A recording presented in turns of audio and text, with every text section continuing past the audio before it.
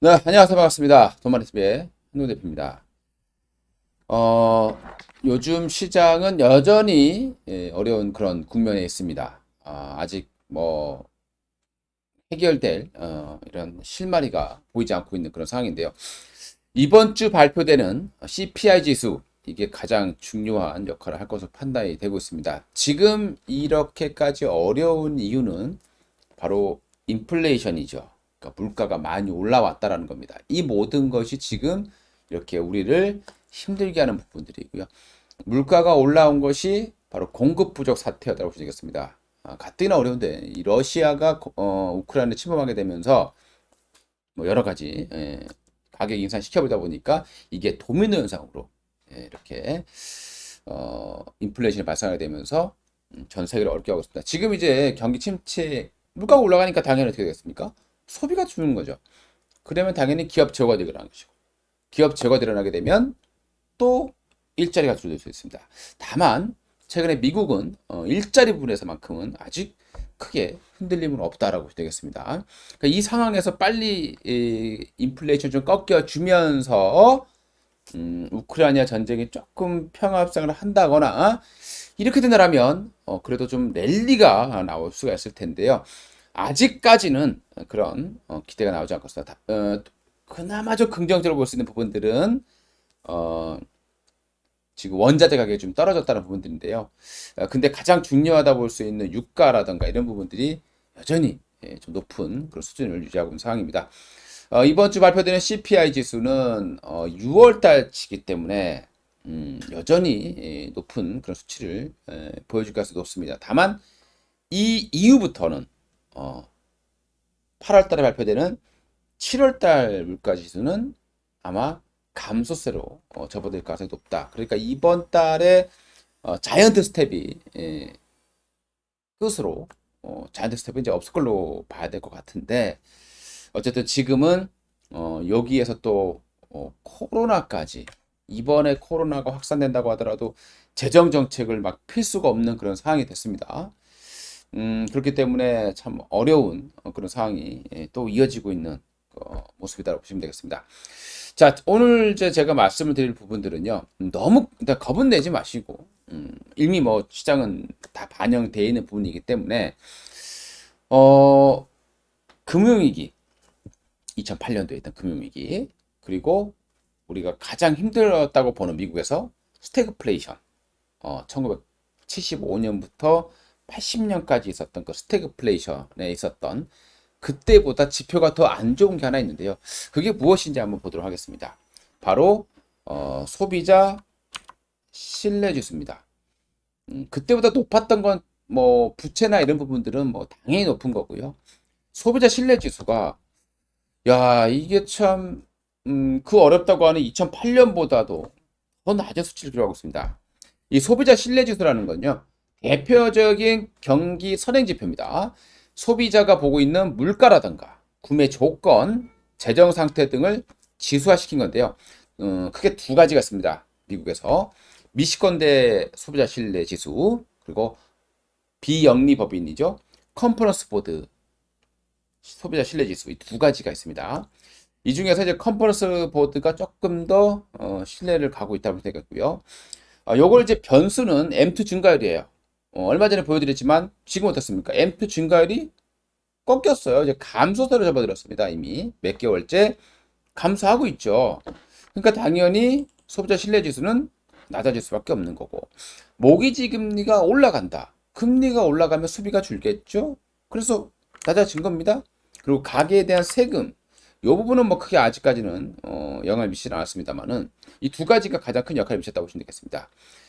거기 이제 소비 경기 예측을 하는 지표가 되겠고요. 이게 만약에 개선된다라고 했을 때는 주택 매매가 활발해지고 주식 펀드로 자금이 유입되고 거래가 활성화되는 효과가 있습니다만 반대로 악화됐을 경우에는 뭐 모든 것들이 다 안 좋아지는 상황이 될 겁니다. 특히 미국에서 이게 중요한 이유는요. 미국 GDP의 70% 정도가 소비에서 이루어지게 있기 때문이다. 이렇게 이해를 해주시면 될 것 같습니다. 요 뉴스를 한번 보겠습니다. 2008년도에 나왔던 뉴스예요. 금융위기가 터지기 직전에 나왔던 뉴스였는데 이때 미국의 소비 심리가 악화일로다. 2월에 미시간대 소비자 신뢰 지수가 16년 만에 최저치다. 그러니까 1980년 만에 최저치를 기록했다라는 얘기가 되겠죠. 이런 뉴스가 나왔었는데 그 이후에 바로 이제 좀 굉장히 어려운 그런 상황이 발생했습니다. 이때 미시간대 소비자 신뢰 지수가 70 정도였어요. 자, 미시간대 소비자 신뢰가 먼저 알아보도록 하겠습니다. 미시간대 소비자 신뢰 지수는요, 경제 현황과 전망에 대한 일반인에 대한 조사입니다. 전국 500명이에요. 굉장히 좀 적은 숫자이기 때문에 신뢰가 높지는 않습니다. 성인 남녀 대상으로 조사를 합니다. 매월 중순에 예비치 발표가 되고요. 우리가 이제 주목하는 부분들은 예비치가 되겠습니다. 그리고 14일 이후에 확정치가 발표가 되고요. 이것은 1966년부터 이제 지수를 100으로 시작한 거예요. 그러니까 이때 심리보다 좋으냐 나쁘냐를 판단하실 수 있겠습니다. 크게 5가지 정도 물어본다고 해요. 1년 전보다 당신하고 그리고 배우자하고 가족들 재정 상태가 좋아졌는가 1년 전보다, 그리고 1년 후에 재정 상태가 좋아질 것 같냐 나빠질 것 같냐 이렇게 물어보는 거예요. 그리고 1년 후에 나라의 경기가 좋을 것 같냐 나쁠 것 같냐, 그리고 5년 후 나라 경기가 좋을 것 같으냐 나쁠 것 같으냐. 사실 이런 부분은 전문가들한테 물어봐야죠. 요거는 크게 중요하지 않는데 중요한 건 이거죠. 그러니까 일반 내구 제품들, 우리 IT 제품이라던가 여행이라던가 냉장고, 세탁기, 자동차 이런 것들을 지금 살만한 시기냐를 물어보는 거죠. 이게 가장 핵심적이라고 보시면 될 것 같습니다. 이거하고 요거죠. 그리고 1년 후를 보는 요 세 개가 중요하다고 보시면 되겠습니다. 요게 이제 가장 큰 역할을 하는 거라고 보시면 될 것 같아요. 이게 나빠지면 당연히 사람들이 소비를 줄이니까요. 과거치 한번 보겠습니다. 미시간대 소비자 지수요. 미시간대 80년도에 51.7을 기록했어요. 최저치가. 그리고 미국의 금융위기 터졌을 때 56.7을 기록했어요. 근데요, 올해 6월 달에 50.2가 나왔습니다. 역사상 이게 만들어지고 나서 역사상 가장 낮은 그런 모습을 보죠. 그러니까 지금 당장은 괜찮다. 이게 경기 선행 지표잖아요. 한 5개월, 6개월 정도로 선행한다고 보시면 됩니다. 5개월, 6개월 뒤에 경기가 안 좋아질 것 같다고 생각하는 사람들이 굉장히 많다 소리가 되겠죠. 이걸 100 이하는 안 좋을 것 같다. 100 이상은 좋을 것 같다는데 지금 50이니까 굉장히 안 좋아질 것 같다라고 보는 사람이 많다고 보시면 되겠습니다. 아직 미국의 일자리라던가 주택 가격이라던가 이런 쪽이 양호함에도 불구하고 이게 이렇게 낮게진다는 것은 상당히 좀 무서운 그런 부분이 아닌가 이렇게 생각이 들기도 합니다. 자, 이걸 보면서 우리가 투자를 판단하셔야 돼요. 자, 그리고 컨퍼런스 보드 소비자 신뢰 지수가 있습니다. 이거는 매월 마지막 주 화요일에 발표를 해요. 그리고 1985년도에 100을 기준으로 표시되었습니다. 그러니까 100을 넣으면 긍정이고요. 그리고 전달보다 증가하느냐가 중요하다 이렇게 보시면 되겠습니다. 요거는 조금 이제 표본이 많죠. 5,000개 가구를 뽑아서 6개월 후에 전망 조사하는 겁니다. 근데 요것도 단점이 5,000개 가구를 뽑는데 5,000개 가구에서 대답을 안 한 사람이 있다는 거예요. 그러니까 이것도 들쑥날쑥할 수 있다는 것도 참고를 하셔야 되겠습니다. 모든 지표는 다 약점들이 있는 거죠. 그래서 새로운 게 만들어지는 거고, 새로운 게 만들어지는 것조차도 또 약점이 있는 겁니다. 완벽한 건 없는 거죠. 자, 이 컨퍼런스 보드 소비자 신뢰 지수는 이제 이 정도예요. 그러니까 아주 나쁘진 않은 거죠. 2010년도에 이렇게 빠졌으니까요. 이게 조금 더 정확하지 않느냐라고 보는 거고, 다만 이거는 약간 후행성 같아요. 금융위기 터지고 빠진 거니까 소비자 신뢰 지수는 미시간대 소비자 신뢰 지수는 미리 빠졌고 이거는 닥치고 나서 빠진 거니까 약간 조금 더 늦다. 이렇게 판단하시는 게 좋지 않겠느냐라고 생각이 드네요. 하여튼 요게 이제 소비자 신뢰 지수인데요. 이게 이제 왜 이렇게 발생하느냐를 보게 되면요. 지금 역사상 최대 부채 증가입니다. 코로나로 인해서 금리가 올라갑니다. 자산 가격이 하락하겠죠. 이자 비용도 증가합니다.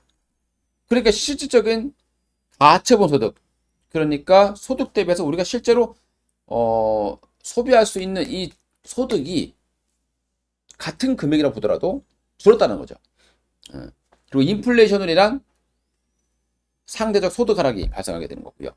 자, 이렇게 되면 소비 신뢰 지수가 떨어진다라고 하면 뭐가 어렵겠습니까? 바로 뭐부터 줄여요?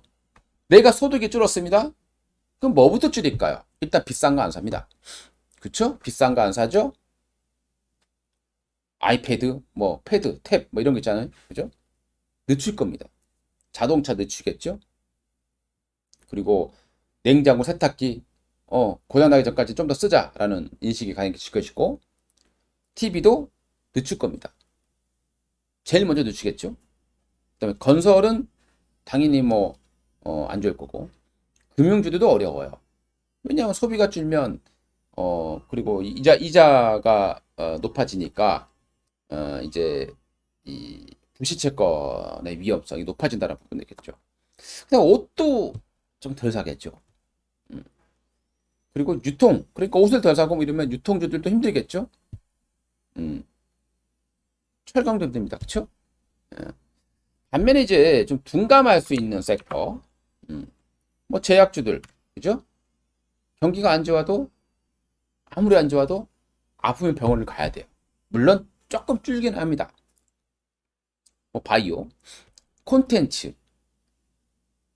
밖을 나가지 않죠. 그러니까 어려운 업종 여기에 또 포함될 것이 여행, 레저 있겠죠. 그죠? 여행이나 레저 이쪽도 당연히 어려울 수밖에 없다고 보시겠습니다. 그리고 콘텐츠. 그러니까 사람들이 밖으로 많이 안 나가고 돈을 많이 쓰지 않으면서 할 수 있는 게 TV, 드라마 이런 쪽이 되겠죠. 뭐 예전에는 영화도 있었습니다. 근데 영화는 또 코로나가 지금 또 다시 확산되고 있다는 부분들 판단하셔야 되겠고요. 그 다음에 경기가 안 좋아도 먹고 살아야 됩니다. 음식료. 그죠? 그 다음에 통신비도 약간 좀 이렇게 민감하지 않고 좀 둔감한 그런 섹터라고 보시면 되겠습니다. 여기에 가장 좋게 이제 경기가 안 좋을 때 성장할 수 있는 건 뭐가 있겠습니까? 싸게 파는 거. 그래서 미국 같은 경우는 이제 이런 이제 달러트리라는 우리나라가 빠져면 다이소 같은 게 있어요. 근데 우리나라도 다이소가 만약 상장됐었다면 한국 다이소가 많이 올라갔을 텐데 현재로서 그와 비슷한 섹터는 상장되어 있는 기업이 별로 없다. 이렇게 이해하시면 되겠고요. 그리고 과거에 경기가 안 좋을 땐 카지노 이런 도박이 가거든요.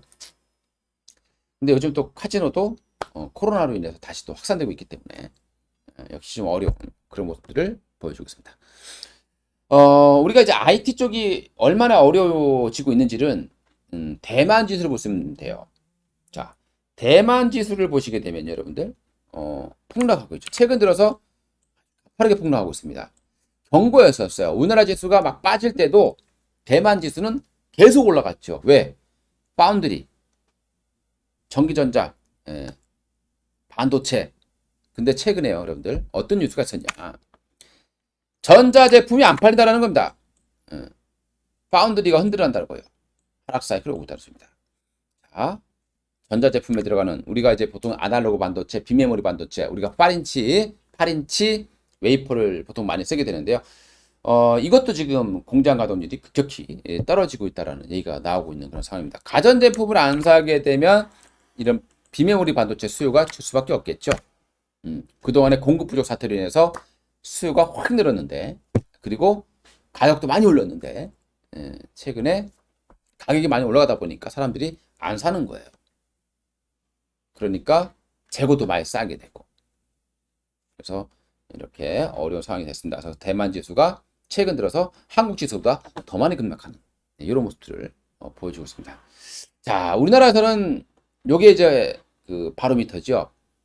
비메모리의 가장 그 바로미터는 DBI 택이에요.